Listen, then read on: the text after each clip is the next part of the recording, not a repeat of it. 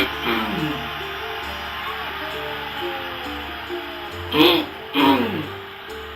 jugada era buena y podía haber sido peligrosa, pero se anticipó muy bien y se acabó con el peligro.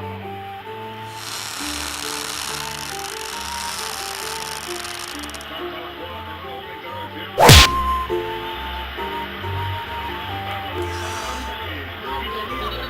Menos mal que se ha recuperado. Digan ustedes, yo me callo. Entra a su lugar el bueno de recupera el Barça.